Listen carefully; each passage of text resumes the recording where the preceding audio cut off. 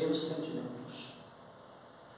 Ou seja, a gente às vezes, para viver em paz com os outros, o que a gente faz? A gente suprime os nossos próprios sentimentos. A gente deixa de falar ou de sentir as coisas porque a gente quer viver bem com quem está à nossa volta, principalmente no núcleo familiar. Então, alguns dos pacientes chegaram a ficar doentes muitas vezes, por quê? Porque carregavam rancor e esse ressentimento de nunca falar sobre eles mesmos, ou seja, eles não conseguiam falar, eles não tinham com quem falar, engoliam, em muitos casos viraram doença em decorrência disso, desequilíbrios, né? Que é o que o André Luiz fala muito na obra dele, né? Que o nosso pensamento mal conduzido gera sim doenças no aparelho físico.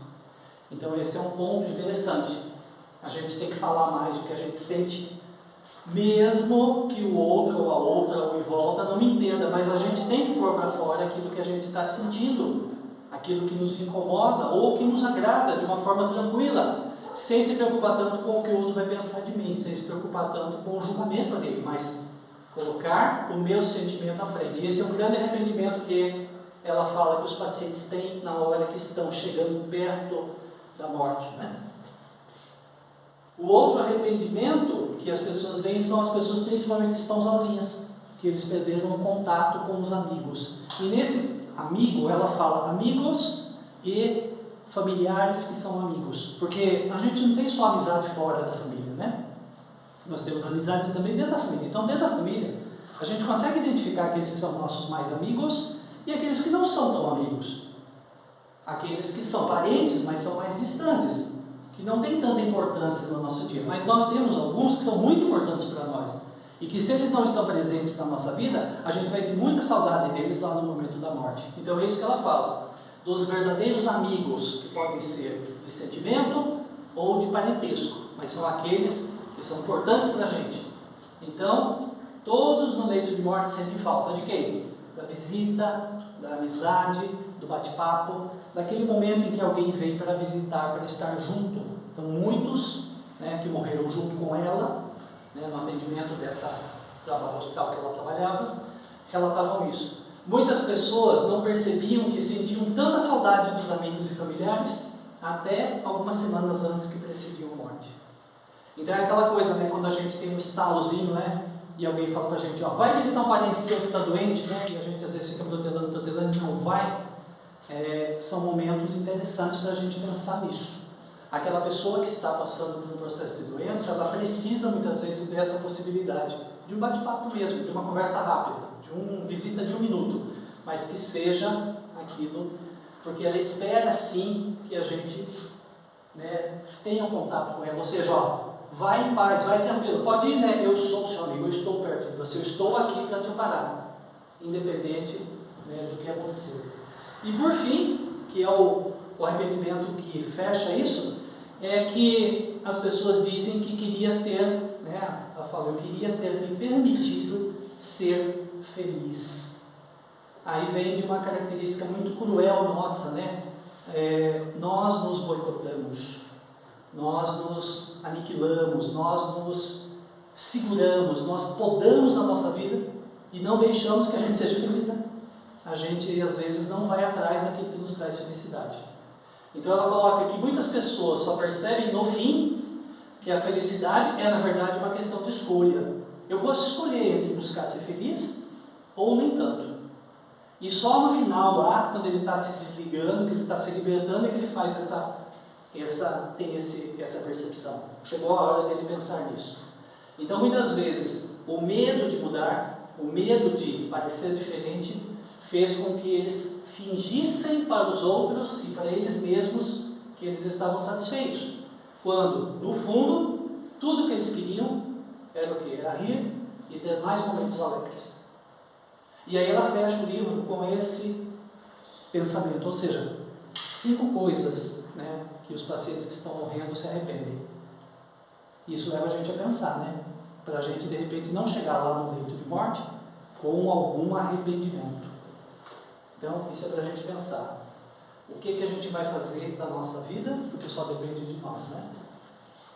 Percebe que é bom lidar com autores que não têm a questão religiosa, porque vocês viram que não tem a questão do certo e errado, né? Tem aquilo que me faz bem, aquilo que me liberta e tem aquilo que não me faz tão bem, que me acanha, que me encolhe. Cabe a cada um de nós escolher que caminho que a gente toma, certo? Sem ferir o outro, sem machucar alguém, será que nós não conseguimos buscar essa felicidade? Ela coloca, a felicidade é uma questão de escolha. A gente escolhe ser mais feliz ou menos feliz daquilo que a gente quer como forma de viver a vida. E por fim, mais uma autora que eu gosto muito, que é a Cicely Saunders. Essa daqui é uma pessoa interessante. Ela nasceu em 1918 e desencarnou agora em 2005, né? Essa mulher, ela foi, primeiro, começou a trabalhar como capelã.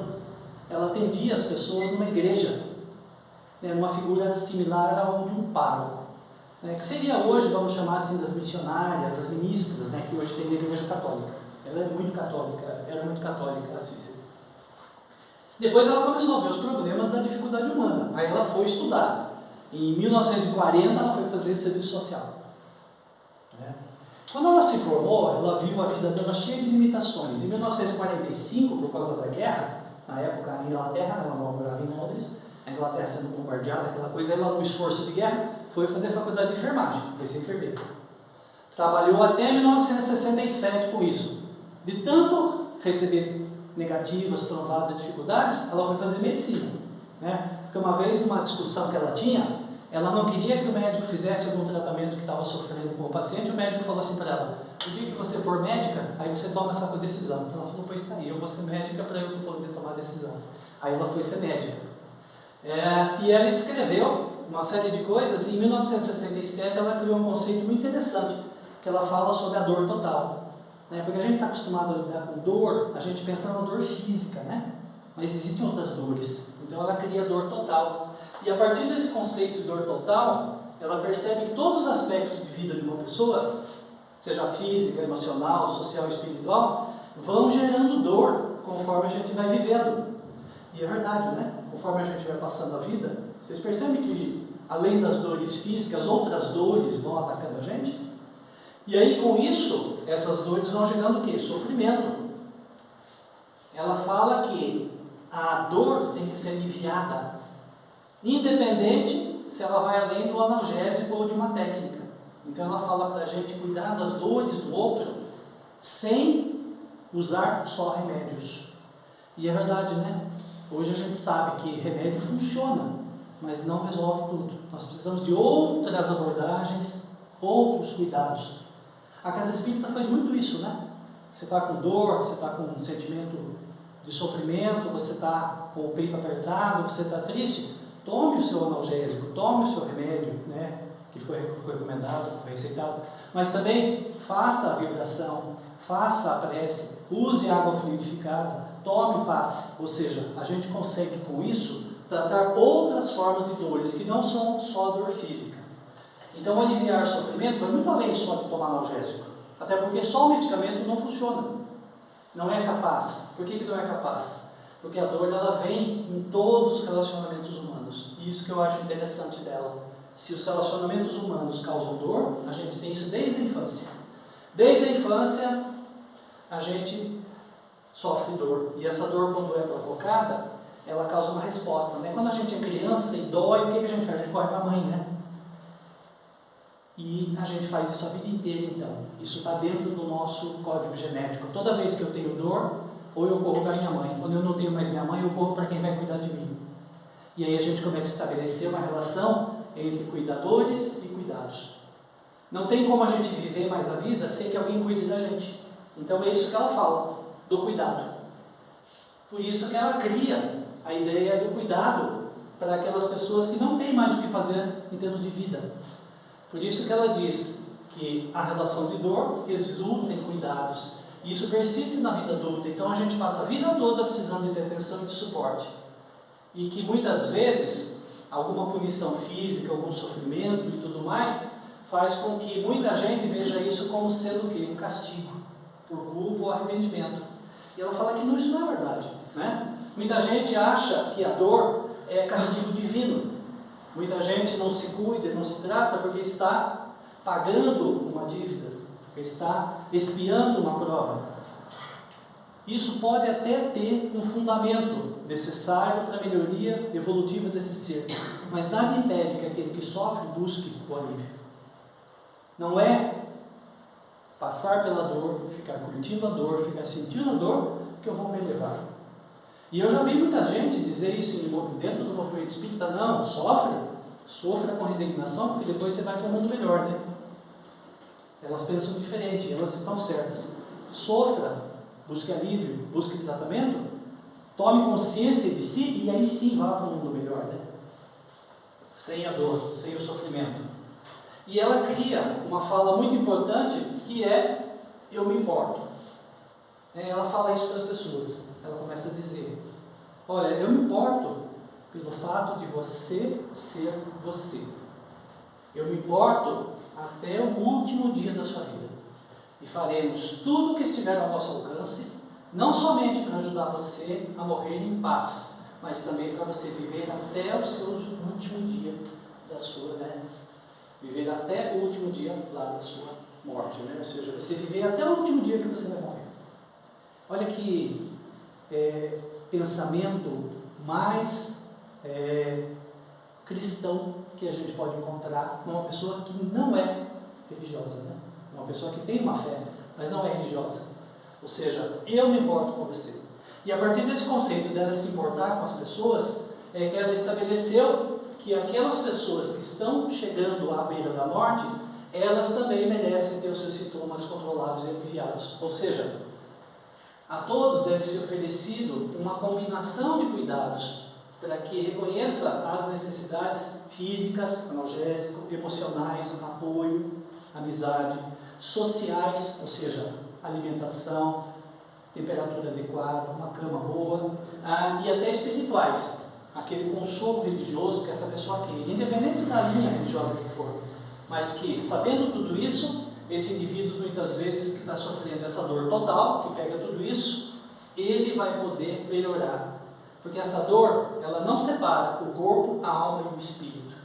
Olha que interessante, né? Uma pessoa que não é religiosa fala isso, né? A dor é composta no corpo, na alma e no espírito, ou seja, dentro daquilo que é físico, dentro daquilo que é transcendental e dentro daquilo que é espiritual.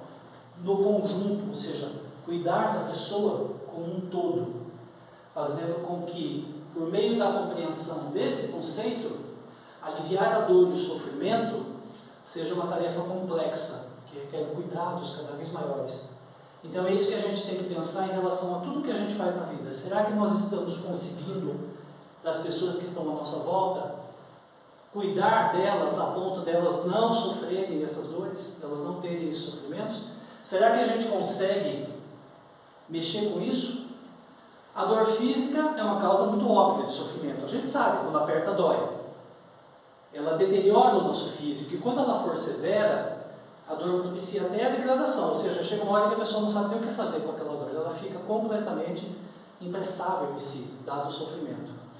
A dor emocional ou a psíquica leva a mudança de humor, então a pessoa perde o controle da sua própria vida, e nasce daí a desesperança, ela fica desesperançosa, e quando a gente perde a esperança, a gente perde a oportunidade de ver a vida no melhor, no futuro melhor. A desesperança leva então uma necessidade que essa pessoa tem de repensar esse mundo que ela vive. Então, muita gente que sofre a dor psíquica ou emocional fica depressiva, porque ela perde a capacidade de ver o futuro melhor. Ela não tem esperança no dia de amanhã, então ela se fecha dentro de si mesma e deprime-se. A dor social, essa que a gente vive por estar no planeta, em algumas sociedades até mais grave, em outras nem tanto, a própria quantidade de pessoas que passam por necessidades, na sociedade brasileira mesmo a gente vê, a quantidade de pessoas que sofrem fome, miséria, moram em rua, essa dor social, ela vem muitas vezes com medo do isolamento e abandono, e é verdade, essas pessoas são abandonadas, a sociedade não ampara, a família não ampara e elas ficam ao léu. Elas têm dificuldade de comunicação, perdem o papel social que elas visam sendo junto à família, aos colegas, ou seja, elas perdem tudo. Então é muito comum a gente ver pessoas que estão nessa situação de degredo social não conseguirem mais se recuperar. Então é muito triste quando isso acontece. E a gente não consegue aliviar esse tipo de dor e sofrimento. A gente consegue lá aliviar a dor física, da fome, por exemplo, a dor de estômago que está por aquele que não comeu. Mas agora, a dor social a gente não consegue operar. A família que o abandonou, o vício que muitas vezes ele carrega, isso a gente não consegue mais resolver. Então ela fala que é uma das maiores dores que existem. E por fim, a dor que leva a gente aqui, né, a discutir, que é a dor quando a gente perde o sentido ou o significado da vida, que é a dor espiritual. Ou seja, que dor é essa? Né? A dor que tira da gente a esperança, que tira da gente a visão de um futuro melhor. Então ela chama de uma dor, que é a dor da alma. Muita gente que vem até a casa espírita busca o quê? Tratamento para dores da alma. E o que a gente faz com isso? Né? A gente não consegue muitas vezes entender o que aquela pessoa vem trazer. Não acolhe direito, não consegue dar o ouvido para ouvir o que aquela pessoa tem a dizer. Então isso é um ponto importante da gente pensar, né? Independente do tipo de dor que for, se for a dor da barriga vazia, se for a dor do desemprego, se for a dor da relação familiar rompida, se for a dor do abandono social, se for a dor espiritual de eu não sei para onde que eu vou, não sei o que eu faço, eu não me entendo mais como ser, o que eu estou fazendo nesse planeta. Então esses questionamentos a gente tem que acolher. E quando a gente vê alguém com sofrimento, com dor, independente de onde é, a gente tem que tentar achar um caminho, achar uma saída para aliviar essa pessoa. Porque o objetivo nosso qual é? Amenizar dores. E isso a Cícera Salles fez a vida toda. Ela, buscando se especializar em diminuir a dor, ela cria uma estrutura que ainda aqui são poucos, mas que lá na Inglaterra já tem bastante. E isso começou em 1947. Ela foi cuidar desse David Tasman, que é um refugiado. Era um refugiado que veio da guerra, né? Da Segunda Guerra Mundial, um judeu, que passou em campo de concentração, e ele tinha 40 anos e em 1947, ou seja, 2 anos após a Segunda Guerra Mundial, ele foi diagnosticado com um caso terminal de câncer. E ela começou a cuidar dele, a Cecília começou a cuidar dele até o dia de sua morte. E nessas semanas que eles estiveram juntos ali, eles tiveram uma relação de amizade, afetividade muito grande. E essa experiência fez com que mudasse a vida dela, porque ela percebeu que precisava de um lugar para cuidar das pessoas que estavam doentes. E o Davi deixou para ela uma herança. Olha que interessante, né? Ele deixou para ela na época 500 libras. 500 libras hoje seria 3 mil reais. Deixou para ela de herança. Olha, eu vou deixar essa herança para você fazer o quê? Aí ela falou que ele disse uma profecia. Ele falou que aqueles 3 mil reais seriam uma janela na sua casa. Aí ela pensou na casa dos cuidados. Aí ela criou, em 1967, ou seja, 20 anos depois, olha como a gente não pode perder os projetos de vida, né? Isso aconteceu em 1947, 1967, 20 anos depois, ela levou 20 anos para fundar numa casa o São Christopher Hospice, né? Ela criou um local que hoje deu início ao movimento Hospice moderno. O que é? É conhecido como local para cuidados paliativos. O que ela criou? Ela criou o primeiro lugar do mundo que ligou o alívio da dor ao controle de sintomas num atendimento, num clima humanizado. Criou uma área de ensino e pesquisa clínica lá, combinando a especificidade do quê? De um hospital e de uma casa de repouso. Então esse é o modelo que ela inventou, chamado Hospice. E aí, esse São Christopher existe até hoje, né? Muito interessante. Uma das minhas questões antes de eu morrer, eu quero conhecer. E se eu não der para conhecer, eu vou depois de morto, certo? Mas eu quero ver, porque deve ser muito interessante. É um local que permanece formando cuidadores na área de saúde, em todas as áreas, e é um dos principais serviços do mundo voltados para o paliativismo. Então ela é considerada, se vocês sabem, como a mãe dos cuidados paliativos na Inglaterra. E você vê que interessante, ela atuou não somente como profissional de saúde, mas também como professora, pesquisadora e guia para paliativistas do mundo todo. E ela desencarna no São Christopher Hospice, ou seja, lá no hospital que ela criou, né, no hospital que ela criou, em 2005, aos 87 anos. Isso então mostra para a gente como a percepção do que é a morte e do que é a vida depende muito do olho de quem vê. Muita gente encontra uma doença, uma situação e fala assim, pronto, acabou, nada mais a fazer. Se recolhe e espera a morte chegar, né? Como aquela música, né, do Raul Seixas, né? Espera a morte chegar, de boca aberta, esperando a morte chegar, né? E muitos outros, não se contentando com isso, vão atrás de fazer ações, de fazer coisas para buscar dar um significado para aquilo que é considerado hoje como uma perda. E é verdade, né? Quando a gente fala para uma pessoa assim, olha, fulano morreu, que pena, não morreu. Uma perda, como se a gente estivesse perdendo alguma coisa. Mas no fundo, não está se perdendo, né? Está se ganhando.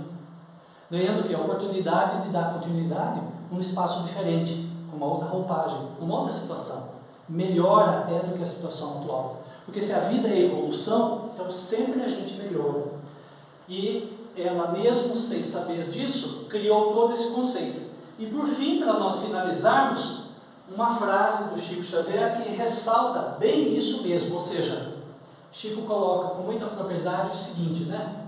Na vida não vale tanto o que temos, nem tanto importa o que somos.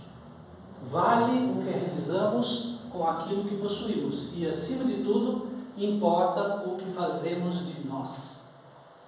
Importante isso, né? Lá no seu leito de morte, né, lá na transição sua, minha, nossa, quando a gente for dar esse passo para a nova existência, o que vai valer é o que nós fizemos de nós. Não para o outro, não para as coisas, mas para mim, que é a chamada transcendência, aquele momento em que eu me coloco numa situação diferente. Então lembremos sempre disso, né? O melhor ensinamento é: faça bem e faça correto para você também, para os outros e para si. E com isso a gente dá significado e sentido a essa nossa vida. Porque são tantos problemas, são tantas dificuldades que às vezes a gente se pergunta, mas por que, né? Por que tudo isso? Por que eu estou aqui passando por isso? Né?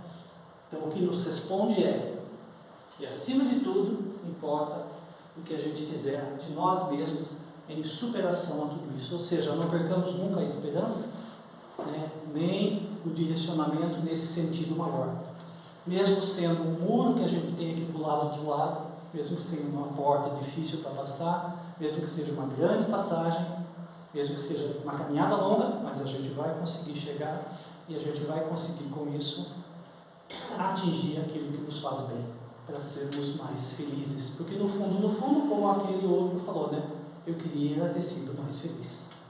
Então eu não quero, no leito de morte, me arrepender das infelicidades que eu criei, mas eu quero me lembrar das felicidades que eu me proporcionei. Então, essa é a mensagem que fica, a mensagem do Cristo, que é: sejamos todos felizes. Eu nem sei se Jesus falou isso, mas ele deve ter pensado, né? Se não deixou escrito, ele deve ter pensado, ó, que vocês vivam para ser felizes, né?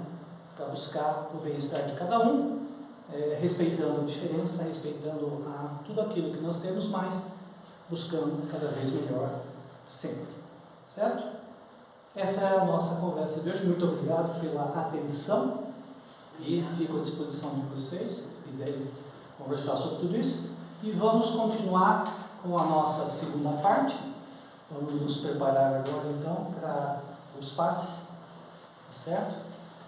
E você quer fazer o pedido para a peça de encerramento depois?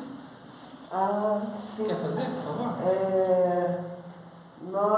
Hoje é uma data muito gratificante para todos nós, que a nossa criança, nosso menino Alberto, está hoje completando. Quantos anos, seu Alberto? 85. 85, só isso uma criança, exatamente, né? Então, nós queremos, seu Alberto, se for possível, o senhor permanecer até o final, para o senhor fechar o trabalho de hoje com uma prece, a prece de convidar o encerramento. senhor para a prece de encerramento. Ser sua hoje é possível? Pode, sim. Ótimo, Então, tá bem. ótimo, então muito bom. Então tá Então, bem. obrigada, Neto. Vamos nos preparar então para os passes. Peço que os médiuns destinados ao trabalho